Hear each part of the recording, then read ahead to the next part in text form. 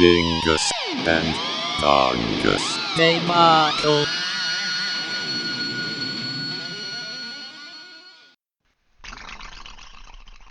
Episode 28. Okay, this is the post-plague episode. Taking place during the plague still. Yes, not the. I didn't have the plague. I had a plague. During the plague. Yes, during the plague. And we're talking about Marvel Knights' 20th anniversary, written by Donny Cates. Donny Cates again. Yeah, I just can't escape from this guy. No escape from Donny Cates. No gates from the Cates.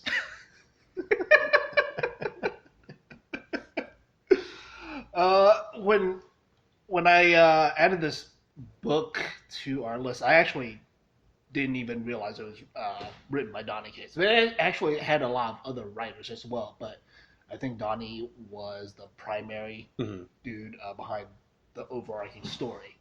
I rather enjoyed it. It requires you, for it to work, to have a pretty solid working knowledge of the characters in the book prior. Yeah. If you don't have that, the book's going to be garbage to you. Yeah, it doesn't.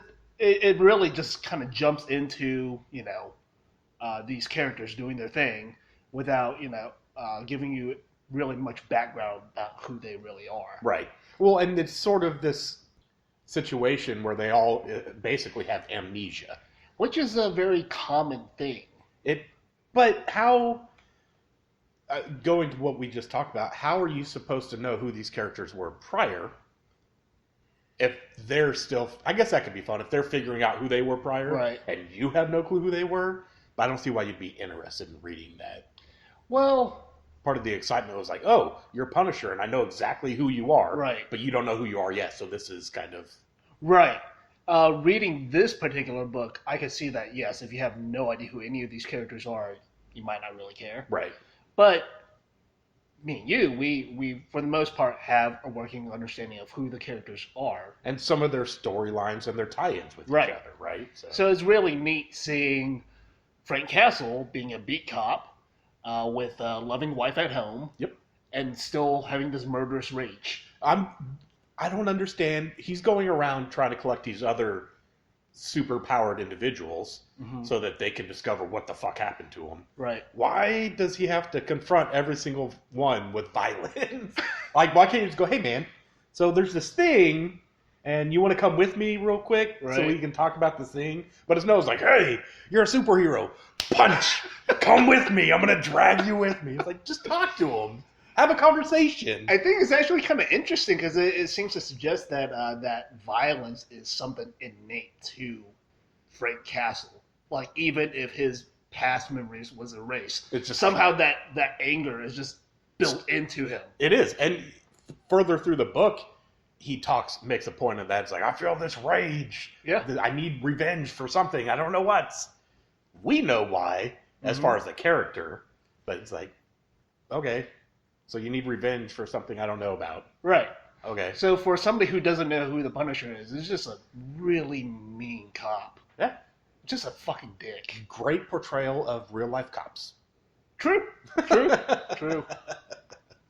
And let's talk for 12 seconds, exactly, about how fucking ripped Kingpin is. Oh, yeah. Dude, that guy is pure muscle. Yeah, he's just a brick on top of a brick. Yeah. And, like, I really like how he took down Doom. Yeah. That was fucking cool as shit. He withstood one of Doom's blasts and then just picks him up and throws him off the roof. Yeah. He's like, man, you ruined my shirt. Bye. Now, granted, I'm assuming that's a Doom bot. Yeah. Probably not actually Doom. Who knows that? But, we don't really find out. Right. But it's just the fact that, he took a giant blast from Doom, like point blank, essentially. Shredded his, nice fancy suit or whatever. Not a scratch on him, though. Not really. No, not maybe he made a little smoldering. I was going to say, he smudged a little bit. Yeah. From, maybe the clothes burning off, so he's got some ash on him. Right. And some soot. But no, he's fine. And the interaction between those two is so much fun. Yes. It's like, I remember Doom Doom was like belittling Kingpin, saying he's just a kingpin for this little segment tiny of the city. Yeah, and Doom is a king. Right. It's like, oh yeah, that's Doom. Hell yeah, that rules. And then he gets thrown off a building. Right, and then Kingpin, when all the other lackeys are asking him like what to do, Kingpin says, "I don't give orders. I lead. You follow." Right. It's like, dude, that fucking rules. Yeah. It's like, this guy is gonna take care of business, and you're either coming with him or fuck off. Or you fall, I think is what he said. Oh yeah, Like, yeah. Or you fall, which in my head means you just kind of trip a little bit. Then you get back up and keep following. It's like, if you're not following, you must have just tripped. Kingpin is actually like leaving little trails of like just Banana peels. Yeah, banana peels for people to follow. It's like, watch your step. Oh, or that. Okay. Yeah, he's not intentionally, but yeah, no, just breadcrumbs so that they can follow. Yeah. Got it. Okay. Watch your step. You know, you might, if you step on one of these things, you might trip up a little, but pick yourself back up. Let's keep going. Hey, standout fella. Yeah. The Kingpin's not so bad. Well, he isn't if you're buddies with him. No. I mean, that's fair. I honestly don't.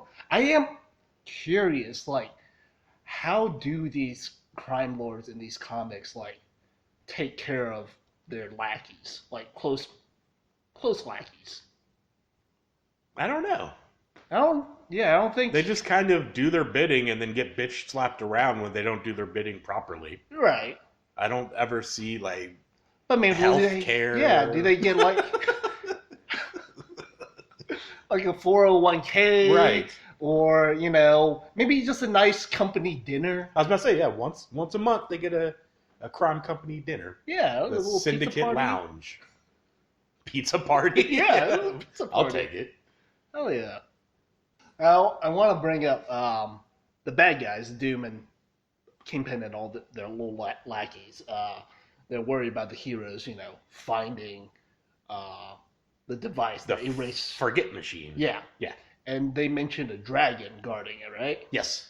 Now, when they first mentioned the dragon, I was thinking, oh, okay, so they somehow have Iron Fist guarding it? That's what I thought, too. That's where my head went. Exactly. Right. Because, we're dealing with a lot of street-level characters and whatnot. But turns out it was fucking Sentry. Yeah, how is he a golden dragon? I don't understand the correlation. I think he's like sometimes called the Golden Guardian or something. Okay. But he's supposed to be one of, if not the most powerful character in Marvel Universe. Mm-hmm. I don't know how they got the dragon, though. I don't either. But I was really excited to see him because Sentry fucking rules, in my opinion. He kind of sucked in this book, though. He didn't do much. No. He got tackled through a wall by Hulk. Yep. It was a letdown. Yeah, it was a letdown. Granted, we've seen Sentry versus Hulk in World War Hulk. Yes. Yeah. But, I wouldn't have minded a little more of that. But it was interesting seeing Sentry being used, and which also explained the memory erasing machine, which is Sentry's machine that he used to erase himself from everybody's memory. Well, it's to save the world. Yeah. And that's one thing, I guess maybe I glossed over it. What's the reason why they erased the hero's memory? Well, it was almost like a byproduct of them erasing the bad guys' memories. In order to do that, you also had to erase the superheroes. And they kind of hinted at saying these super bad people exist because superheroes exist. Oh, right. As a counterpoint. Right. So get rid of the memories or whatever of the bad folks, and then you also have to do, at that point, the good guys. Right. Which then brings up the question, how the hell did Doom and Kingpin get their memories back so fast? I don't know. That was kind of spotty throughout the whole thing at how certain characters got parts of their memory back, got all of their memory back. They never really explained that jump. Right. From forgetfulness to knowledge. Right. Because we have Bruce Banner, who's getting information fed to him, basically. Right. But then throughout the book, there's chunks where Daredevil's getting glimpses back. Mm-hmm. And then even more quickly, we find in the last couple issues, Black Panther, T'Challa, like gets it almost instantly. Well, I think with Black Panther, T'Challa was able to do that because he has that ancestral... Fair. Yeah. Like, mystical stuff built into his character. He's like, right. You're Black Panther. Yeah. Arr. Look at all these panthers in your head. Yeah. That's you. I liked it when he beat up the cops on the subway. It was pretty great. That was great. I liked him with the little face mask. Yeah. It reminded me a little bit of Holly's plague mask that has teeth. Oh, yeah? Yeah. Yeah, I think... What? Elektra never really... Like, regained any of her memory? No, she didn't even need to be in this book, man. No. She just kind of was there with people. She helped beat up some people. Yeah. And that was about it. Okay, cool. Matt Murdock was able to regain memory by talking to the ghost of Karen. Right. And the ghost of Karen's actually there and other people... Right. I didn't understand that. Neither do I. And to be honest, I'm not, current enough on Daredevil to really know that Karen was even dead. But then again, I also have questions about where or if this book is even in continuity. Well, it's a Marvel Knights book, right? Isn't Marvel Knights an imprint independent of main continuity? Wasn't that how it worked? But then some of it gets... Well, I guess continuity is always weird. Yeah. Because some of that stuff gets rolled in and some of it... Doesn't. Yeah. So, who knows? Yeah. But overall... Well... I don't think you need to read this book. I can't think of a reason why. Yeah. It's... I enjoy the mystery of it for a bit, but then I also realize, the whole erasing memory thing has been done a shit ton in Marvel itself. Well, it was cool. The mystery was cool and intriguing for a little bit, and then we would switch to a new character, and it was basically the same thing with the new character. And then we'd switch to another character, and it was the same thing with another character. It's like, get to it. Yeah. Come on. Like, I just read this, but with Punisher. Right. I just read this, but with Daredevil. Like, oh, now we're on Black Panther. Okay. No. But he had it. His was a little different because he had all this, the box prior. Mm-hmm. Like, he was there when this group of heroes took it. Right. So. And then there's also that weird thing where, the heroes have done this like 7 times already? Right. It was like, and that's the Matrix. Yeah. You just did the Matrix in Marvel. But yeah, overall, it's I think it's, you could skip this one. Yes. Sorry, Donny Cates. You let us down. I still love you. Yes. But in order to maintain a relationship, we have to be open and honest with your letdown, Donny Cates. Yeah, it's important to have open, frank discussions with the ones that you love. Especially if it's about Frank Castle. Yes. Love those frank conversations. I appreciate you doing better for us after 2018 with different books. And even during 2018. Yeah. I'm reading his Venom run right now. It's so good. It's so fucking good. I finished up Carnage. Yeah. Before, and it's not him. Now, and then I read the Thor, and now I'm reading his Venom, the first 2 volumes of Venom. Well, I'm thinking like this being, a 20th anniversary book, it's just something to throw out. It's a celebratory wank fest, right? Yeah. But no happy ending. No. Man, I need to get caught up on Venom. I'm still waiting for those sales. God damn it. Come on. Okay. The album was Portal of Eye by Ne Obliviscaris, out on Code 666 Records in 2012. I remember for a while, this was a band that basically all the prog power and 70,000 tons of people, the quote-unquote metalheads, shat themselves over. Yep. Like they hyped it and loved it, and I haven't heard a peep about this band from that 1 year. Yeah. And it's interesting to me. It's it's an album that I think I would have really enjoyed at a certain period of my life. Yeah. And that period has come and gone.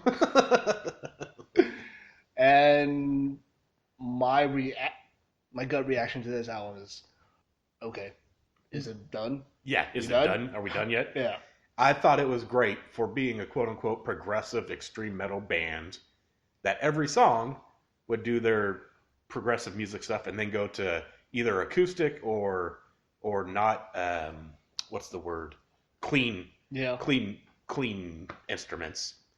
Every single was like, how is that progressive? Yeah. It's surprisingly formulaic. Right. For something that's supposed to, break the rules and whatever. It follows the rules of progressive music to a T. Yeah. Per song. It's like, this is how it's done. It's a prog song. It's not the worst stuff in the world. I saw them during that hype period out of sheer curiosity, and also because I wanted to see Winter Sun. And it was pretty good live. Yeah. I enjoyed myself. I like the clean vocals a good bit. It's kind of prog powery. So I was like, oh, that's cool. That's fun. But no. I mean, overall, I guess what I really look for in my music these days is just, really strong riffs. Mm-hmm. And there aren't really many, really strong riffs on this album. It's almost like their riffs are created to...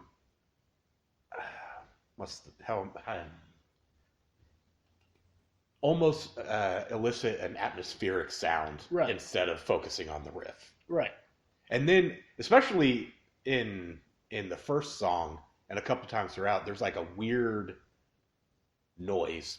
I don't know what instrument it is, but it's out of rhythm and it's like clunky clunk clunk. Like clunk clunk. But it's clunk. I was going to say, you're talking about the violin, but then when you say clunky clunk, what? Go listen to the first song and listen for a kind of deeper in the mix clunky clunk clunk sound. But with less bass. It's like tick, tick, tick, tick. But it's out of rhythm and doesn't fit, is what I'm getting at. I wonder if it's a weird marimba. I don't know what that is. When you said that, I thought of a vacuum cleaner robot. Marimba? It's like the off-brand of a Roomba. I didn't get you a Roomba for Christmas. I got you a marimba. Oh, I want a robotic marimba now and watch it not clean anything ever. What is it? It's not a vacuum robot. It's like a little mallet instrument where you hit the keys with a mallet. Yeah. Okay. So or like a xylophone. Not dissimilar from a xylophone. Yeah. Okay. Could have been. Yeah. It has that kind of sound. Less tinky. Yeah. But I think xylophone is more, because of how it's built, it's more tinky. Yeah, because it has the actual metal. Yeah. I don't know what. I think marimba. Is it wooden? I think it's wooden. Okay. Yeah, with tubes. Gotcha. Yeah. I don't know. Listen to the first song again. You'll hear it. Yeah. Within the first minute. I could also just have my wires completely crossed, and that's not what a marimba is at all. And it actually is an off-brand vacuum cleaner. Yeah. I'm pretty impressed that this album went on for over a fucking hour. Yeah, and the songs are pretty hard to, distinguish from one another. Right. And I think I took a look at the track listing, and only maybe 2 of the songs were under 10 minutes. And one of them was 9 minutes. I was like, you guys really don't have that much material to work. No, if you're going to do it that long, make the songs interesting. Right. Please. Right. And part of my issue with, I get it's supposed to be prog and dynamics, and you're supposed to have loud and quiet moments and stuff like that. But I guess the best example I can think of is the first song when that transitions to its quiet moment. Mm-hmm. It honestly sounded like the song should have ended. Yep. And the quiet moment should have been another thing. Right. By itself. Right. Well, they did that with like track 3 or 4, though. Yeah. It started out quiet. It was Yeah. like, oh, okay, well, I'm done with the album now. This is when Cody stops listening. This is when it should have ended. I will say, like, I think towards the end of the album, there were, like, a couple riffs here and there that I thought were pretty neat. Mm-hmm. But overall impression of the album is it's not for me anymore. Yeah. And like I said, there was a time when, like, I was super on my butt about really complex progressive shit, and I would have maybe loved this album because it has violins. Yeah. And that's just a criteria I had, apparently. Need a violin. But yeah, it's not my thing anymore. But then again, they do have like a couple more albums after this. Maybe one of them is better. Well, that could be true. That's been the case with a few bands. However, overall, if it's not going to catch you on the first album, Yeah. probably not going to care about the other albums. Most bands build off of that, right? Right. Yeah, most bands, like, they have their sound. Yep. It's very rare for a band to, like, do one thing on the first album and then something completely different on the next. Yeah, not everyone is over. Yeah. So. Yeah, exactly. So, I mean, if you like, you know, if violins are in your criteria for good music, you might like this. Yes. And if they ever come to the States and tour, they're from Australia. Yeah. Go see them. Like, it really is worth it. You're not going to see them often. Yeah. So fucking get off your couch and go see a band for $20 or whatever. Right. You'll enjoy yourself. Have a couple drinks. Yep. Don't buy their merchandise. And watch out for the clunky clunks. Yeah, the clunky clunks. See if they bring clunky clunks.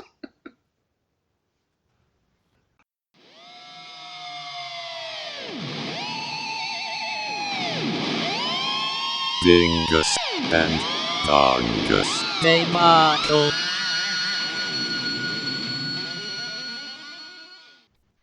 I'm glad you're not dead.